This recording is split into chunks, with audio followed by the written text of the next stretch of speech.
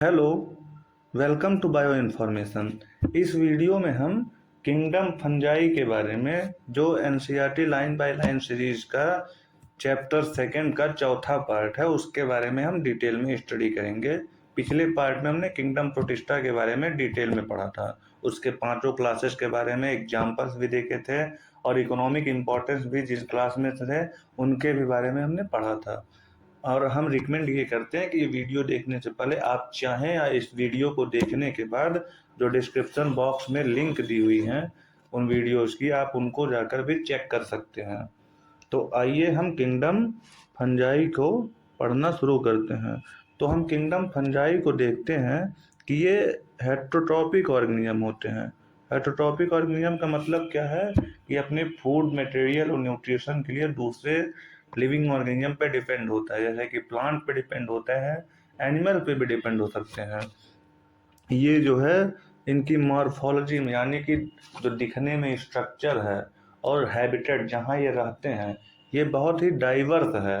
जैसे मॉर्फोलॉजी में आप देख सकते होंगे, ये प्लैक्टन काइमा बनाते हैं, प्रोजन काइमा बनाते हैं, स्क्लेरोटिया बनाते हैं, हॉस्टोरिया बनाते हैं, एपिसोरियम बनाते हैं, बहुत सारे स्ट्रक्चर बनाते हैं जिनके बारे में आप हायर क्लासेस में पढ़ेंगे। यहाँ तक कि आपने घर पे, जैसे आपने घर पे देखा होगा कि आपके यहाँ ब्रेड आता है, आपने ब्रेड लाया, 5-6 दिन तक फ्रिज में रख दिया। फ्रिज में रखने के बाद होता क्या है कि लाइट नहीं है, मान लीजिए लाइट खराब हो गई। तो लाइट जब खराब हो जाती है तो आप देखते होंगे कि ब्रेड के ऊपर वाइट वाइट ग्रोथ हो जाती है। वो वाइट ग्रोथ किस चीज़ की है? वो वाइट ग्रोथ फंगस की है। आप लोग देखते होंगे फल सड़ जाते हैं, कई कुछ पिलपिले फ्रूट्स होते हैं जो सड़ जाते हैं, वो खराब हो जाते हैं, उनके ऊपर सफ़ेद ग्रोथ हो जाती है। वो सफ़ेद ग्रोथ किस चीज़ की है? वो फंगस की ग्रोथ होती है। यहाँ तक कि जो मशरूम, जो सब्जी आप लोगों को बहुत अच्छी लगती है, मटर मशरूम, सबके यहाँ पे ठंडियों में बनता होगा, कभी कभार गर्मियों में भी बनता होगा। तो आप ये जो मशरूम खाते हैं वो भी फंगस है। किस फाइलम का मेंबर है? वो बेसिडियोमाइसीड्स का मेंबर है। टोड स्टूल भी फंगाई ही होते हैं। यहाँ तक कि जो सरसों की जो पत्तियाँ होती हैं, जो मस्टर्ड लीव्स होते हैं, उनके ऊपर जो वाइट स्पॉट होते हैं, वो किस कारण होते हैं? क्योंकि ये एक पैरासिटिक फंगस है, उसके कारण, उसके ग्रोथ के कारण ये वाइट स्पॉट आपको दिखते हैं। और उस पैरासिटिक फंगस का नाम क्या है? उस पैरासिटिक फंगस का नाम है एल्ब्यूगो। वो पैरासिटिक फंगस के ही कारण आप ये स्ट्रक्चर देखते होंगे। वो बेसिकली एक माइक्रो ऑर्गेनिज्म है। तो हम इस तरीके से देख सकते हैं कि फंगस का क्या क्या इम्पोर्टेंस है। अब जो कुछ यूनिसेलुलर फंजाई हैं, जैसे कि ईस्ट एक यूनिसेलुलर फंजाई है। घर पे आप देखते होंगे मम्मी जब इडली बनाती हैं, इडली का बैटर बनाती है और उसमें ईस्ट डालती हैं। क्यों डालती हैं? क्योंकि बेक करने के लिए, मतलब उसको फ्लफी बनाने के लिए। ढोकला बनता है उसमें भी ईस्ट पड़ता है, क्योंकि जिससे कि वो फूल जाए, एकदम मुलायम हो, सॉफ्ट हो जाए। ब्रेड बनाने में, यहाँ तक कि बियर बनाने में भी इस ईस्ट का यूज होता है। ईस्ट क्या करता है? अल्कोहलिक फर्मेंटेशन करता है, इथेनॉल का प्रोडक्शन करता है, जो आगे बियर बनाने में यूज हो जाता है। और भी फंजाई हैं जो डिजीज कॉज करते हैं प्लांट और एनिमल्स में। जैसे कि एक फेमस डिजीज है व्हीट पे, तो व्हीट रस्ट डिजीज है। वो किसके द्वारा होता है? एक फंजाई है जिसका नाम है पक्सीनिया। और एक फंगस है, एक और एग्जाम्पल बता दे रहे हैं, वो उस फंगस का नाम है, उस फंगस का नाम है यूस्टिलागो। इससे भी एक डिजीज होती है और उस डिजीज का नाम है स्मट डिजीज। तो इसी कारण से इन फंजाई को हम क्या कहते हैं?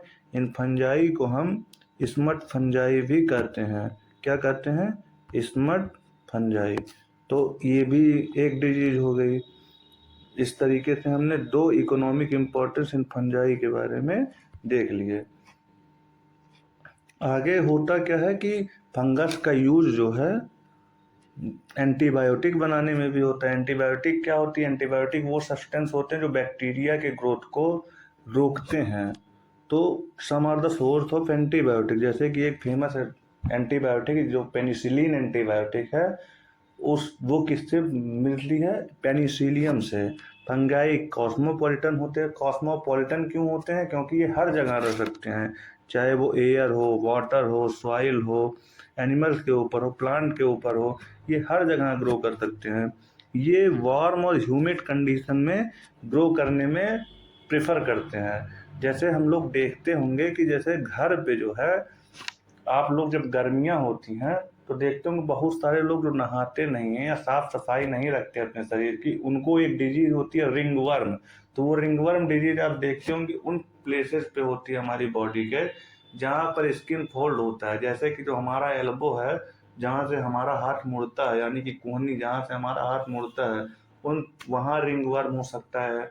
यहाँ तक कि जो अंडर आर्म्स हैं वहाँ पर रिंगवर्म हो सकता है। जो हमारी गर्दन है, जब जहाँ गर्दन, जहाँ सर और जो हमारा शोल्डर है कनेक्ट होता है, वहाँ रिंगवर्म हो सकता है। हम कपड़े पहनते हैं तो कपड़ों के कारण हमारा शरीर ढका रहता है तो पसीना होता है, उस कारण रिंगवर्म। यहाँ तक कि जो हमारे प्राइवेट पार्ट्स हैं वहाँ पर भी रिंगवर्म हो सकता है। क्यों होता है? क्योंकि वो फंगस के ग्रोथ के कारण होता है। और वहाँ पर गर्मी होती है तो आप लोग कहते होंगे यार जब से गर्मी शुरू हुई है तब से दाद होना शुरू हो गया है। और ह्यूमिड कंडीशन किस कारण होती है? क्योंकि गर्मी से पसीना होता है तो ह्यूमिडिटी भी मिल जाती है। अब घर पे इसी कारण हम करते क्या है कि जो फूड मटेरियल है उनको रेफ्रिजरेटर में, फ्रिज में प्रिजर्व करके रखते हैं। क्यों रखते हैं? जिससे कि फंगस ग्रोथ ना हो, फंगाई वहाँ ग्रोथ नहीं कर पाए, क्योंकि वार्म और ह्यूमिड कंडीशन चाहिए। तो वार्म कंडीशन नहीं मिल पाती है फ्रिज में। लेकिन जब लाइट ख़राब हो जाती है तो भाई चीज़ें सड़ने लगती हैं, ख़राब हो जाती हैं। लेकिन वो भी ऐसा नहीं कि आप सालों साल तक, कई सालों तक आप उनको जो है प्रिजर्व करके रख सकते हैं।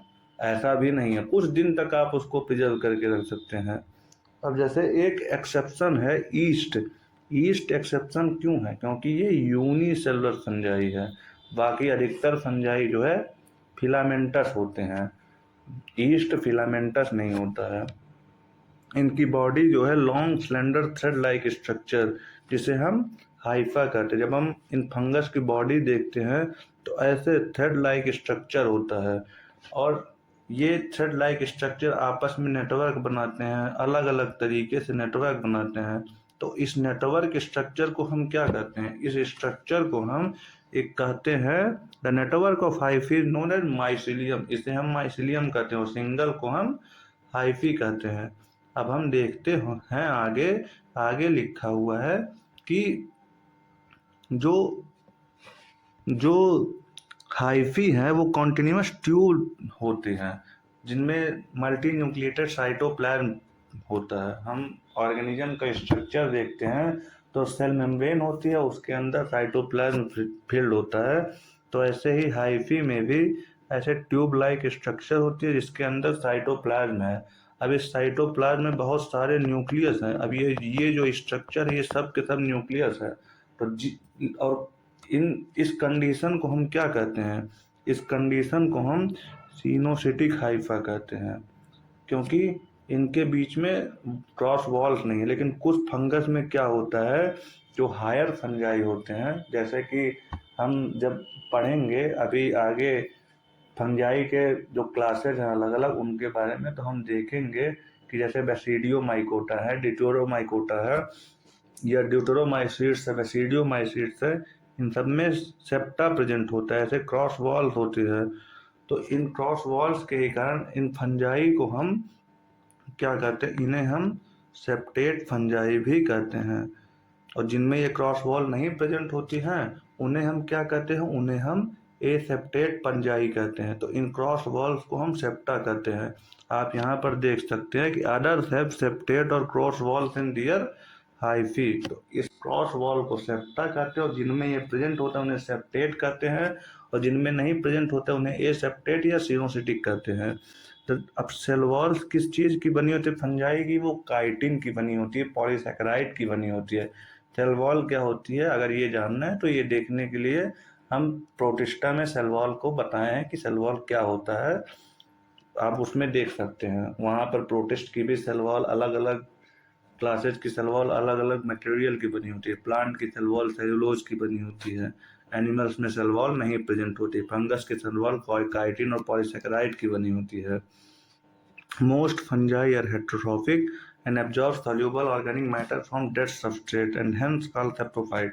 हाँ, ये सेप्रोफाइट होते हैं क्योंकि जो डेड ऑर्गेनिक मैटर है उन्हें के ऊपर ये एक एंजाइम रिलीज करते हैं। उस एंजाइम की मदद से जब वो रिलीज हो जाता है तो वो सेल कंपोनेंट डिजॉल्व हो जाते हैं और एक लिक्विड फूड बन जाते हैं। तो उन फ्लूइड को वो एब्जॉर्ब कर लेते हैं। तो फंगाई का फीडिंग मैकेनिज्म कैसा है?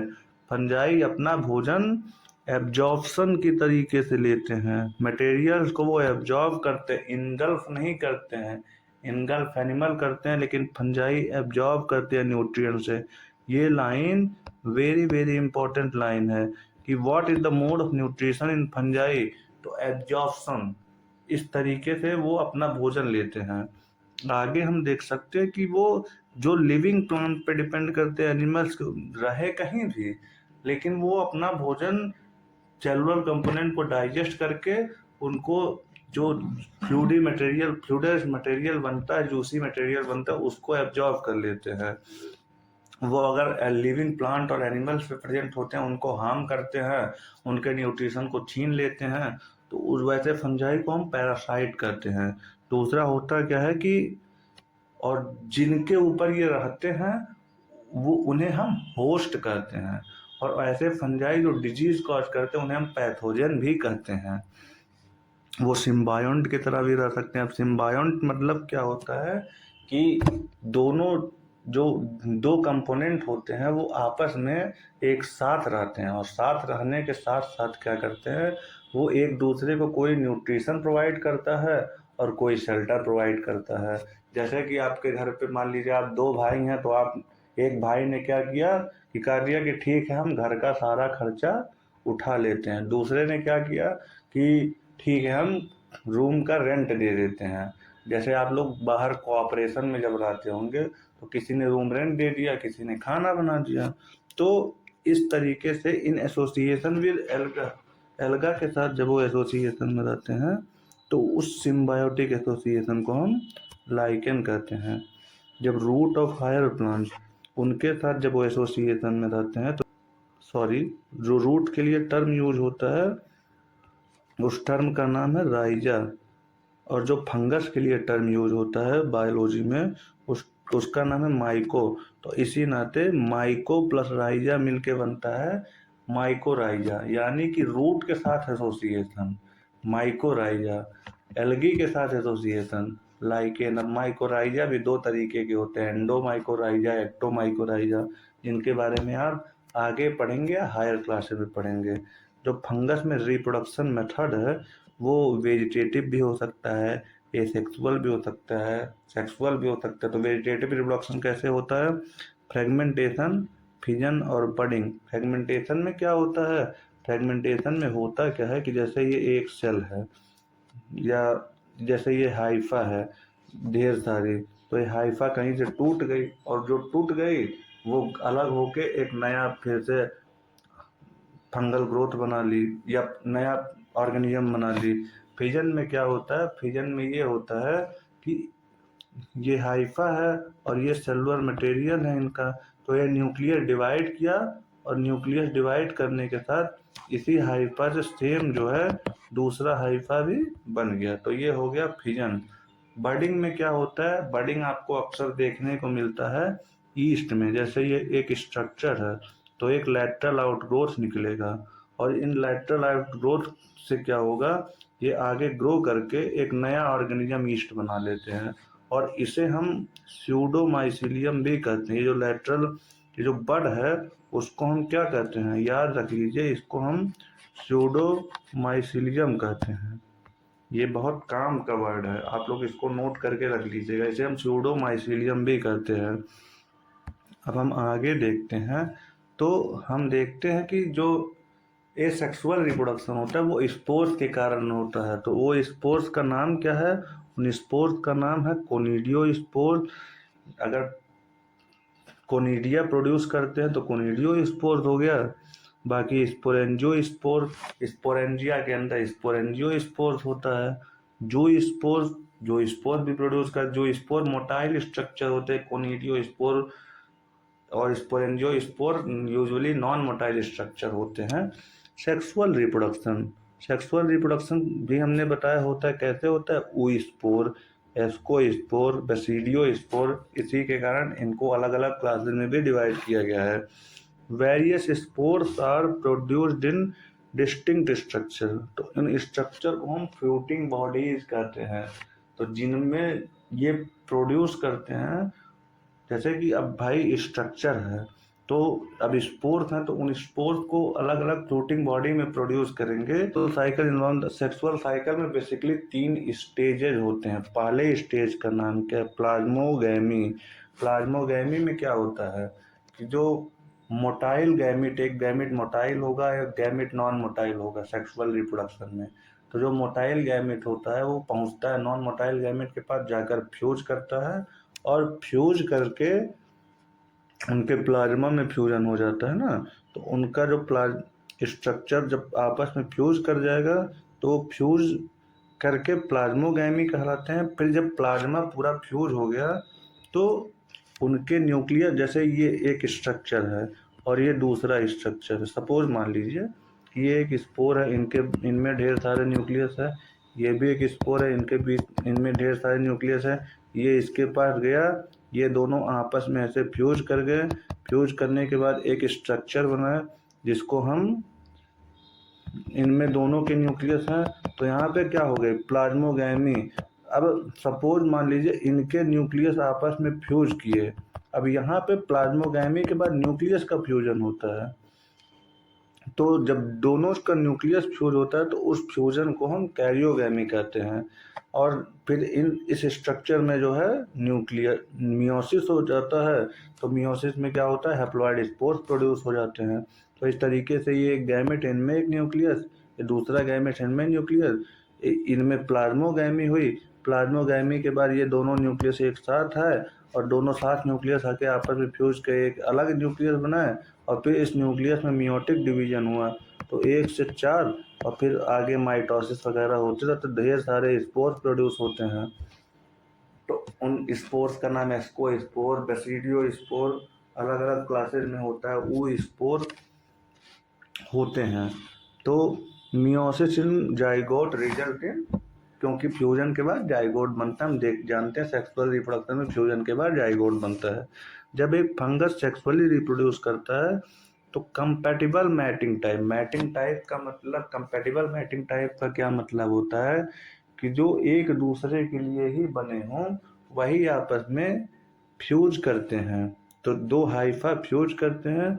कुछ फंजाई में 2 हैप्लॉइड सेल्स का फ्यूजन जो है डिप्लॉइड सेल्स में इमीडिएटली हो जाता है, जैसे इमीडिएट फ्यूजन होता है। न्यूक्लियस गया और आपस में फ्यूज किया तो तुरंत जो है फ्यूज करके एक जाइगोट बना ली। लेकिन कुछ में क्या होता है, जैसे कि एस्कोमाइसिट्स और बेसिडियोमाइसिट्स जो हायर फंजाई है, उनमें क्या होता है कि ये न्यूक्लियस आपस में एक साथ रहते हैं।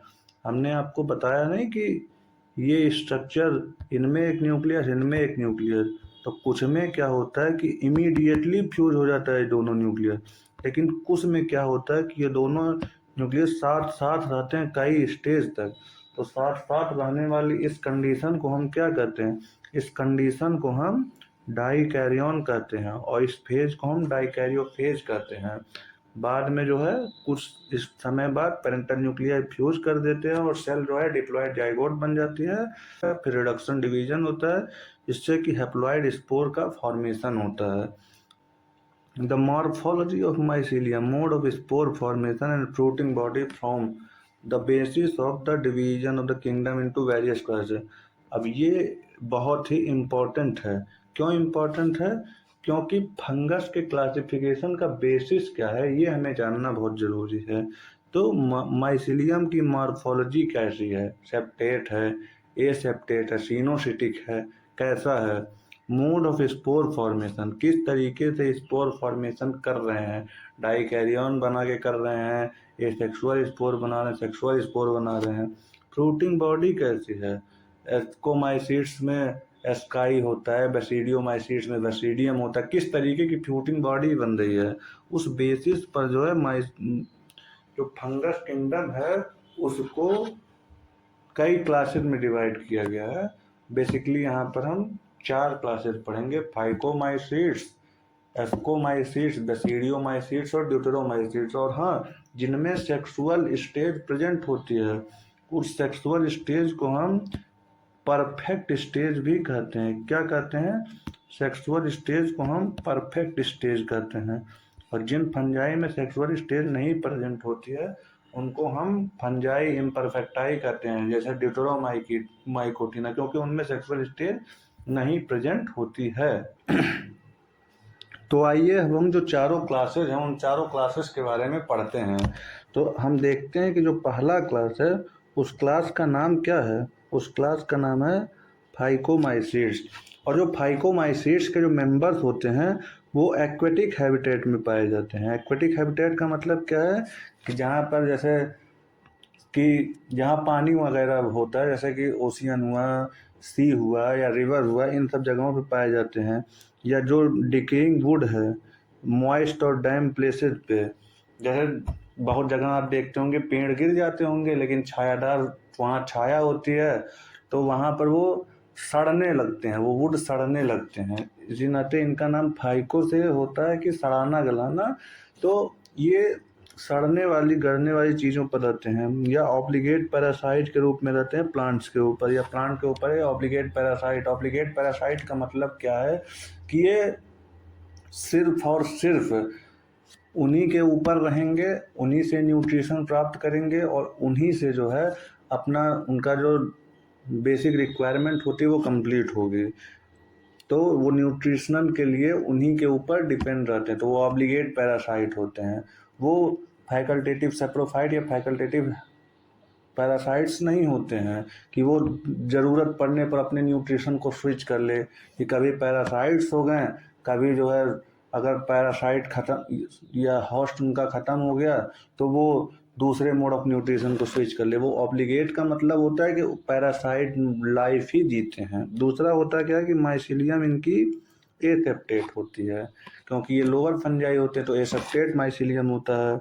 तो एसेप्टेट होगा तो एक और टर्म होता है सिनोसिटिक होता है, क्योंकि उनका स्ट्रक्चर आपने बताया नहीं था कि ये एक स्ट्रक्चर है तो उनमें बहुत सारे न्यूक्लियस ऐसे प्रेजेंट होते हैं, तो वो सिनोसाइड और पैरासाइट दोनों ही होते हैं। आगे क्या है कि इनमें जो एसेक्सुअल रिप्रोडक्शन होता है वो एसेक्सुअल रिप्रोडक्शन किस स्पोर द्वारा होता है? जो स्पोर। तो जो स्पोर कैसा स्पोर है? जो स्पोर एक मोटाइल स्पोर है, या एप्लेनो स्पोर द्वारा होता है जो नॉन मोटाइल स्पोर होते हैं। जो स्पोर हम देखते हैं तो जो स्पोर का जब हम स्ट्रक्चर देखते हैं तो ये जैसे जो स्पोर है इनमें न्यूक्लियस है तो इनके ऊपर ऐसे फ्लैजला प्रेजेंट होता है, तो स्ट्रक्चर को जो स्पोर कहते हैं। और जब इसी के ऊपर फ्लैजला नहीं प्रेजेंट होता है तो नॉन मोटाइल होता है, लोकोमोशन नहीं कर पाते हैं, तो इसे हम एप्लेनो स्पोर कहते हैं। आगे क्या है कि ये स्पोर्स जो हैं, हाँ अब एक और वर्ड, ये स्पोर्स एंडोजेनसली प्रोड्यूस होते हैं स्पोरेंजियम के अंदर। यानी कि जो स्ट्रक्चर होता है जिनमें स्पोर प्रोड्यूस होता है उस स्ट्रक्चर को हम क्या कहते हैं? उस स्ट्रक्चर को हम स्पोरेंजियम कहते हैं। आगे होता क्या है कि जो सेक्सुअल रिप्रोडक्शन है वो दो गैमिट्स के फ्यूजन से एक स्पोर बनता है, उस स्पोर का नाम है जाइगोस्पोर। और ये बहुत ही इम्पॉर्टेंट है, वेरी वेरी इम्पॉर्टेंट है कि फाइकोमाइसीट्स में कैसा स्पोर बनता है। तो जाइगोस्पोर या फाइकोमाइसीट्स में कौन सा सेक्सुअल स्पोर बनता है? तो जाइगोस्पोर बनता है। और बाकी ये गैमिट्स जो है इनकी मॉर्फोलॉजी सिमिलर होती है, यानी ये आइसोगैमस होते हैं या डिसिमिलर भी हो सकते हैं, तो एनाइसोगैमस हो सकते हैं। आइसोगैमस एनाइसोगैमस का मतलब क्या है? ये हूबहू दिखने में ये दोनों के दोनों गैमिट ऐसे ही सेम होंगे। और एनाइसोगैमस का मतलब क्या होता है कि एक मोटाइल एक नॉन मोटाइल, तो ये एनाइसोगैमस हो गए। तो इस स्ट्रक्चर को हम आइसोगैमस और एनाइसोगैमस भी कह सकते हैं। अब इनके जो एग्जाम्पल हैं उन एग्जाम्पल्स में किस किस का नाम आता है? राइजोपस को हम ब्रेड मोल्ड कहते हैं, और म्यूकर जो है वो भी डिजीज कॉज करता है, म्यूकर माइकोसिस डिजीज करके। और एल्ब्यूगो एक पैरासिटिक फंजाई है जो कि मस्टर्ड पे होता है, हमने आपको एल्ब्यूगो का नाम बताया है। अगला क्लास कौन सा है? अगला क्लास है एस्कोमाइसीट्स। तो इन्हें हम एक और नाम से जानते हैं, सैक फंजाई। और ये बहुत ही इम्पोर्टेंट है, इस लाइन को आप याद कर लीजिएगा कि सैक फंजाई किस फंजाई को कहते हैं। तो सैक फंजाई एस्कोमाइसीड्स को कहते हैं, या इनका नाम याद कर लीजिएगा। इसका एग्जाम्पल क्या है, एस्परजिलस इसका एग्जाम्पल है। ये एक सैक फंजाई का एग्जाम्पल है एस्परजिलस। बाकी और भी एग्जाम्पल्स हैं, जैसे कि पेनिसिलियम, ये मल्टी सेलुलर भी हो सकते हैं या यूनिसेलुलर रेयरली होते हैं। जैसे ईस्ट एक एस्कोमाइसीड्स फंजाई है, तो अगर पूछते हैं सैक फंजाई किसको कहते हैं, तो एस्कोमाइसीड्स को कहते हैं। और सैक फंजाई के अगर एग्जाम्पल हैं पूछते हैं, तो सैक फंजाई के एग्जाम्पल में पेनिसिलियम हो गया, ईस्ट हो गया। ईस्ट का जो बोटेनिकल नेम है या बायोलॉजिकल नेम है वो है सैक्रोमाइसस चेरिविएसी। ये कैसे होते हैं, एस्कोमाइसीड्स सेप्रोफाइट होते हैं। दूसरा सॉरी डिकम्पोजर्स होते हैं, पैरासिटिक भी होते हैं। सबसे खास एक बात, ये कॉप्रोफिलस होते हैं। कॉप्रोफिलस का मतलब क्या होता है कि जो डंग होता है, जो काऊ डंग या एनिमल डंग जैसे कि गोबर होता है, उसके ऊपर ये ग्रो कर सकते हैं, तो ये कॉप्रोफिलस भी होते हैं। और हाँ, ये हायर क्लास के फंजाई हैं, तो इनके माइसिलियम कैसे होंगे, ये ब्रांच्ड होंगे। कैसे होंगे, ब्रांच्ड होंगे। दूसरा, ये सेप्टेट होंगे, इनके माइसिलियम में सेप्टा होगा। हाइफी को भी हम सेप्टा, सेप्टेट, एसेप्टेट कर सकते हैं, माइसिलियम के भी एसेप्टेट, सेप्टेट कहते हैं। इनमें जो स्पोर्स, एसेक्सुअल स्पोर्स प्रोड्यूस होते हैं, उन एसेक्सुअल स्पोर्स को हम क्या कहते हैं, कोनिडियो स्पोर्स कहते हैं या कोनिडिया कहते हैं। ये एक्सोजिनसली प्रोड्यूस का मतलब क्या होता है कि ये बाहर किसी स्ट्रक्चर में नहीं प्रोड्यूस होते हैं, एक्सोजिनस प्रोड्यूस होते हैं। और एक स्पेशल माइसिलियम के ऊपर प्रोड्यूस होते हैं, उस माइसिलियम का नाम क्या है, कोनिडियोफोर्स। बायो में फोर्स का मतलब होता है किसी चीज़ को बियर करना, फोर्स का मतलब बियरिंग होता है। तो अगर कोनिडिया बियर कर रहे हैं तो उस स्ट्रक्चर को हम क्या कहते हैं, कोनिडियो फोर्स। जैसे और बाकी क्या, कोनिडिया जब जर्मिनेट करता है तो माइसिलियम प्रोड्यूस करता है। जैसे कि हम यहाँ पे एक एग्जाम्पल की मदद से बता सकते हैं कि जैसे ये स्ट्रक्चर है कोनिडिया, इसके ऊपर ऐसे ढेर सारे कोनिडियो फोर्स है ये स्ट्रक्चर, ऐसे ढेर सारे कोनिडिया इस पे हैं। अब ये कोनिडिया कहीं जाएंगे, एयर की मदद से डिस्पर्स होंगे, तो वहाँ पर ऐसे जर्मिनेट करेंगे, फेवरेबल कंडीशन आने पर जर्मिनेट करके ऐसे एक माइसिलियम प्रोड्यूस करते हैं। तो ये माइसिलियम आगे चल के इसमें न्यूक्लियस होता है, ये साइटोप्लाज्म इसमें चला जाता है और ये आगे ग्रो करके एक नया ऑर्गेनिज्म या नया फंजाई बना लेता है। तो इस तरीके से इनमें एसेक्सुअल रिप्रोडक्शन होता है। हम आगे डायग्राम लगा दे रहे हैं, आप लोग उसको देख लीजिएगा कि किस तरीके से कोनिडिया जर्मिनेट करता है। सेक्सुअल रिप्रोडक्शन किस स्पोर द्वारा होता है, उस स्पोर्स का नाम है एस्कोस्पोर। ये भी बहुत इंपॉर्टेंट है, याद कर लीजिएगा। एस्कोस्पोर किस फंजाई में प्रेजेंट होते हैं, इसमें आपको एस्परजिलस का एग्जाम्पल दे सकता है, पेनिसिलियम दे सकता है, ईस्ट दे सकता है, एस्कोमाइसीड्स दे सकता है, सैक फंजाई भी दे सकता है। और ये कैसे होते हैं, एंडोजिनसली प्रोड्यूस होते हैं एक सैक लाइक स्ट्रक्चर में। तो ये बहुत ही इम्पोर्टेंट है। क्या इम्पोर्टेंट है, जो इनके सेक्सुअल स्पोर्स हैं वो एंडोजिनसली प्रोड्यूस होते हैं, और जो एसेक्सुअल स्पोर हैं वो एक्सोजिनसली प्रोड्यूस होते हैं। और जो एंडोजिनसली प्रोड्यूस सेक्सुअल स्ट्रक्चर वो किस में प्रोड्यूस होता है, एक सैक लाइक स्ट्रक्चर, ऐसे सैक लाइक स्ट्रक्चर होता है, बैग की तरह स्ट्रक्चर होता है, इसीलिए इन्हें सैक फंजाई भी कहते हैं। तो इन सैक लाइक स्ट्रक्चर में ऐसे यूजुअली एक सैक में 8 हेस्कस प्रेजेंट होते हैं। तो ये 8 हेस्कस जो है या 8 स्काई सैक लाइक स्ट्रक्चर को एस्काई कहते हैं, और उन स्पोर्स को हम एस्कोस्पोर्स कहते हैं। तो एस्कस का मतलब सैक होता है, ये आप लोग याद कर लीजिएगा। क्या याद करना है, ये बहुत ही इम्पोर्टेंट है, ये वेरी वेरी इम्पोर्टेंट है। ये वेरी वेरी इम्पोर्टेंट क्यों है, क्योंकि अभी आप दे देगा तो कंफ्यूज हो जाएंगे कि एक्सोजिनसली प्रोड्यूस्ड स्पोर किसमें है। एसेक्सुअल स्पोर एक्सोजिनसली प्रोड्यूस्ड होते हैं सैक फंजाई में, और एंडोजिनसली जो है सेक्सुअल स्पोर सैक फंजाई में प्रोड्यूस होते हैं। तो एंडोजिनसली प्रोड्यूस स्पोर का नाम है एस्कोस्पोर, किस स्ट्रक्चर में, एस्कस में। और जो एक्सोजिनसली प्रोड्यूस स्पोर का नाम है, क्या नाम है, कोनिडिया, किस स्ट्रक्चर पे, कोनिडिया के ऊपर। बाकी कोनिडिया आगे चल के ब्रांड अनब्रांड दोनों हो सकता है, पेनिसिलियम एस्परजिलस, आप बहुत सारे एग्जाम्पल हायर क्लासेस में पढ़ेंगे कि इनमें ब्रांड कोनिडिया होता है, किनमें अनब्रांड होता है। Asci are arranged in different types of fruiting body, और ये जो एस्काई है ये मिल के फ्रूटिंग बॉडी बनाती है। तो ये एस्काई बहुत सारे फ्रूटिंग बॉडी में भी अरेंज होती है। उन फ्रूटिंग बॉडी को हम एस्कोकार्प कहते हैं। बहुत ही कंफ्यूजन होती है, हम फिर से रिपीट कर रहे हैं। फ्रूटिंग बॉडी का नाम क्या है, कार्प।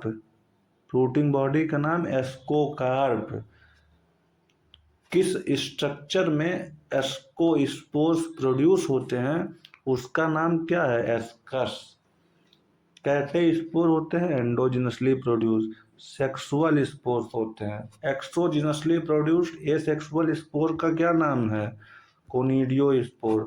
एस्को, आप लोग अपने मन में रिपीट करिए कि इस एस्कोमाइसिट्स में एसेक्सुअल स्पोर्स कैसे प्रोड्यूस होते हैं, एक्सोजिनसली या एंडोजिनसली। तो एक्सोजिनसली, तो उनका नाम क्या है, कोनिडिया। किस स्ट्रक्चर पे, कोनिडियो फोर्स पे।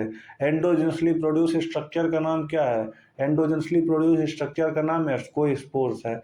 किस में प्रोड्यूस होते हैं भाई, एंडोजिनस है तो किसी में प्रोड्यूस होंगे, तो एस्कस में। एस्कस का हिंदी में नाम क्या है, सैक। एस्कस का प्लूरल क्या है, स्काई। एस्कस में कौन से स्ट्रक्चर प्रोड्यूस होते हैं, एस्कोस्पोर। याद हो गया। अब इस चीज को आप कभी भूलेंगे नहीं। आगे हम देखते हैं इनके जो एग्जाम्पल हैं, एस्परजिलस हुआ, क्लेवाइसेप्स हुआ, न्यूरोस्पोरा हुआ। और न्यूरोस्पोरा का हम बहुत ज़्यादा यूज़ करते हैं बोटानिकल, बायोकेमिकल और जेनेटिक वर्क में। बहुत सारे मेंबर्स इनके जो है वो मॉरल्स और ट्रफल्स जो कि एडिबल होते हैं, मॉरल्स हुए, ट्रफल्स हुए। ये भी बहुत इम्पॉर्टेंट है कि मॉरल्स और ट्रफल्स कई बार एग्जाम्स में पूछा जाता है, ये किस क्लास के मेंबर्स हैं।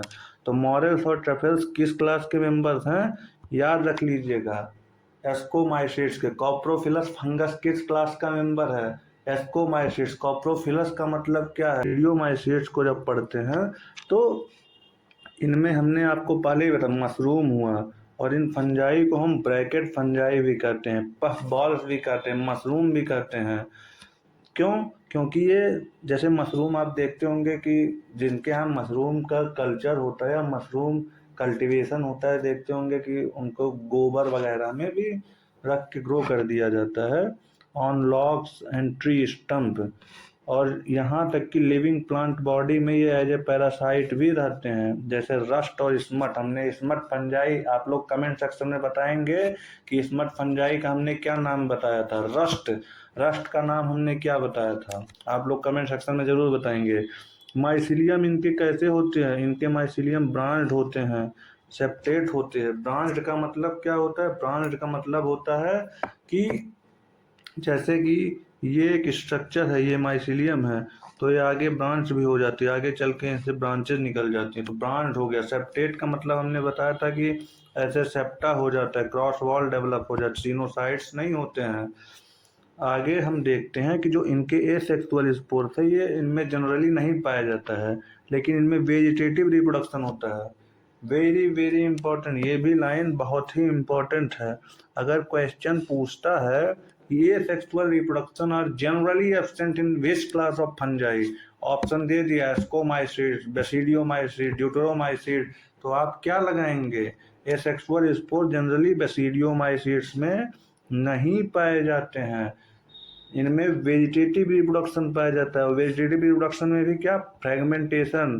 फ्रेगमेंटेशन में हमने बताया था कि ये एक फिलामेंट है, जैसे ये पूरा एक फिलामेंट है, ये कहीं से ब्रेक हो गया, ब्रेक होने के बाद ये दूसरा ऑर्गेनिज्म बना लिया, दूसरा ऑर्गेनिज्म बना लिया, तो ये इसमें फ्रेगमेंटेशन बहुत कॉमन होता है।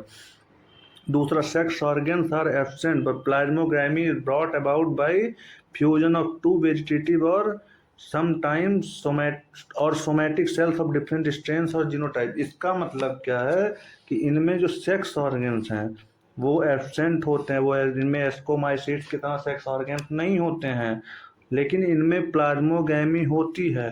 कैसे होती है? जो दो सोमैटिक, जैसे कि ये एक सोमैटिक सेल्स है हाइपी का, इनमें फ्यूजन और इनमें ये आपस में फ्यूज कर जाएंगे, कंपैटिबल मैटिंग टाइप में इनमें फ्यूजन हो जाता है, तो उससे जो है एक रिजल्टेंट स्ट्रक्चर बनता है, और वो स्ट्रक्चर हमने बताया था डाइकैरियन बनता है। डाइकैरियन का मतलब क्या होता है कि ये जो है ये एक फंजा ये एक स्ट्रेन है और ये दूसरा स्ट्रेन है, इनमें न्यूक्लियस है, इनमें आपस में फ्यूज जब होता है तो एक स्ट्रक्चर बनता है, जैसे इनके भी न्यूक्लियस इनमें प्रेजेंट होते हैं और साथ ही साथ इनके भी न्यूक्लियस ऐसे प्रेजेंट होते हैं, और दोनों ये इस कंडीशन को हम क्या कहेंगे? इस कंडीशन को हम डाइकैरियन कहेंगे, और ऐसे माइसिलियम को हम डाइकैरियोटिक माइसिलियम भी कहते हैं, सेकेंडरी माइसिलियम भी कहते हैं। अभी ये जो अलग अलग हाइफी के माइसिलियम में हैं, इनमें आपस में क्या होता है? कैरियोगैमी। कैरियोगैमी का मतलब न्यूक्लियर फ्यूजन, फिर बाद में इनमें मियोसिस होगा, तो फिर से जो ओरिजिनल स्ट्रक्चर था वो जनरेट हो जाएगा।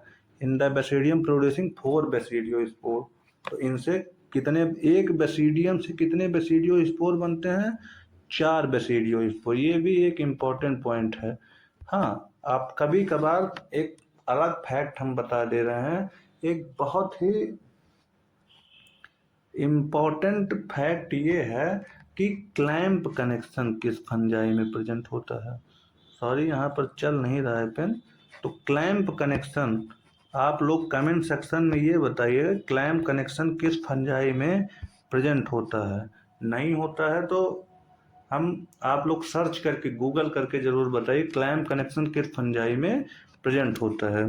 बेसिडियोमाइसिट्स are exogenously produce on the basidium. तो बेसिडियोमाइसिट्स, बेसिडियोस्पोर प्रोड्यूस किस में होता है? बेसिडियोमाइसिट्स में। और कैसे प्रोड्यूस होता है? एक्सोजेनसली प्रोड्यूस। अब क्वेश्चन पूछ सकता है which of the followings are the examples of endogenously produce spore. तो उसमें दे देगा basidiospore, conidiospore, ascospore, none of the above. तो आप कमेंट सेक्शन में बताएं कौन सा जो है एक्सोजिनसली प्रोड्यूस स्पोर का एग्जाम्पल नहीं है। बेसिडिया भी फ्रूटिंग बॉडी में अरेंज होता है, और उस फ्रूटिंग बॉडी को हम क्या कहते हैं? बेसिडियोकार्प। तो याद रखिए, एस्कस में जो फ्रूटिंग बॉडी प्रोड्यूस होती है उसको एस्कोकार्प, और जो जिस स्ट्रक्चर पे जो स्पोर प्रोड्यूस होता है एस्कोमाइसिट्स में, वो एस्कोस्पोर। बेसिडियोमाइसिट्स में स्पोर का नाम बेसिडियोस्पोर। एस्कोस्पोर एंडोजिनसली किसमें प्रोड्यूस होता है? एस्कस में, एस्काई में, सैक फंजाई इसीलिए कहते हैं। बेसिडियोमाइसिट्स में कैसे प्रोड्यूस होता है? एक्सोजिनसली प्रोड्यूस। किस स्ट्रक्चर के ऊपर? बेसिडियम के ऊपर। और बेसिडिया भी फ्रूटिंग बॉडी में, तो उस स्ट्रक्चर को हम बेसिडियोकार्प कहते हैं। एस्कस जिस फ्रूटिंग बॉडी में अरेंज होते हैं उसको हम एस्कोकार्प कहते हैं। अब इसके जो मेंबर्स हैं, एगेरिकस, मशरूम का नाम क्या है? एगेरिकस है। उस्टिलागो को हमने आपको बताया स्मट फंजाई कहते हैं। पक्सीनिया को हम रस्ट फंगस कहते हैं, क्योंकि रस्ट डिजीज से होती है। अगला जो हम क्लास देखते हैं उस क्लास का नाम है ड्यूटेरोमाइसीड। ये लास्ट क्लास है फंगस का। इन्हें हम फंजाई इम्परफेक्टाई क्यों कहते हैं? इन्हें हम इम्परफेक्ट फंजाई इसलिए कहते हैं क्योंकि हमने आपको वीडियो के स्टार्ट में बताया कि जो सेक्सुअल स्टेज होती है वो परफेक्ट स्टेज मानी जाती है। तो इनमें सिर्फ एसेक्सुअल स्टेज या वेजिटेटिव फेज ही प्रेजेंट होता है, या अभी तक इनका सिर्फ वेजिटेटिव फेज ही नोन है, और जैसे जैसे इनके सेक्सुअल फेज नोन होते हैं उसको उस क्लास में ट्रांसफर कर दिया जाता है। तो when the sexual form are discovered of this fungi they were moved into different classes. जो स्पोर्स वो प्रोड्यूस करते हैं उसके बेसिस पर। तो it is also possible that asexual vegetative phase has been given one name. या हो सकता है कि जैसे वेजिटेटिव फेज का और एसेक्सुअल फेज का अलग नाम हो, और सेक्सुअल फेज का अलग नाम हो सकता है। या उसको अलग अलग क्लास में रखा जाता है।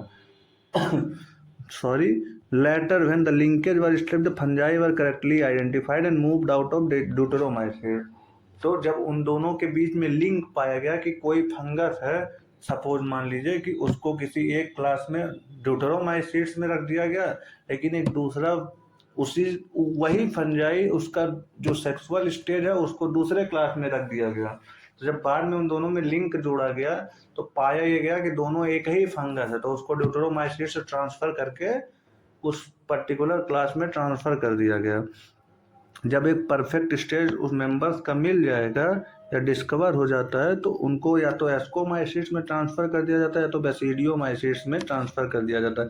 Deuteromycete reproduce only by asexual spores known as conidia. तो इनमें सिर्फ एसेक्सुअल स्पोर्स का ही प्रोडक्शन होता है और उस एसेक्सुअल स्पोर्स का नाम क्या है, कोनिडिया है। ये आप लोग जानते होंगे। माइसिलियम सेप्टेट होती है, ब्रांड होती है। हायर क्लासेस में क्या होता है कि माइसिलियम सेप्टेट और ब्रांड होती है। लोअर फंजाई में माइसिलियम ए सेप्टेट होती है।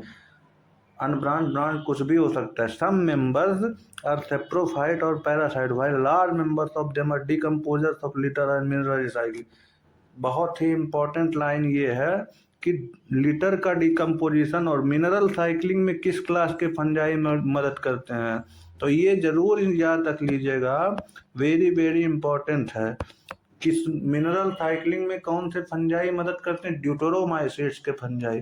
सबसे फेमस एग्जांपल अल्टरनेरिया है, कोलिटोट्राइकम फैल्केटम है, ट्राइकोडर्मा है, कोलिटोट्राइकम फैल्केटम, अल्टरनेरिया, ये सब कोनिडिया प्रोड्यूस करते हैं। ये सब ड्यूटेरोमाइसिट्स के मेंबर्स हैं। तो अभी तक हमने कितने 4 क्लासेस पढ़े हैं, एस्कोमाइसिट, बेसिडियोमाइसिट, ड्यूटेरोमाइसिट और फाइकोमाइसिट। तो चारों क्लासेस के अलग अलग नाम इसी कारण से प्रेजेंट दिए गए हैं, क्योंकि उनमें जो स्ट्रक्चर प्रोड्यूस किया गया, जो सेक्सुअल स्पोर प्रोड्यूस होते हैं उनके बेसिस पर, और जिनमें स्ट्रक्चर जिस तरीके के फ्रूटिंग बॉडी होती है उसके बेसिस, उस क्लास के बेसिस पर उस फ्रूटिंग बॉडी का नाम है। तो हमने देखा कुछ में एक्सोजेनसली प्रोड्यूस स्पोर होते हैं, कुछ में एंडोजेनसली प्रोड्यूस होते हैं। तो ये वीडियो लगभग 46 से 47 मिनट का हो गया है, 44-45 मिनट का वीडियो ये। तो हम चाहते हैं कि अब इसको हम यहीं रोकते हैं और अगले वीडियो में हम लेके आएंगे सिर्फ 2 किंगडम, एनिमेलिया और प्लांटी बचा है, और कुछ वायरस हैं और भी वायरवाइड्स हैं, प्रियॉन्स हैं, तो उनको हम एक सेपरेट वीडियो में कवर कर लेंगे। तब तक के लिए अगर आपको वीडियो पसंद आता है तो लाइक, शेयर और सब्सक्राइब करिए। बहुत बहुत धन्यवाद।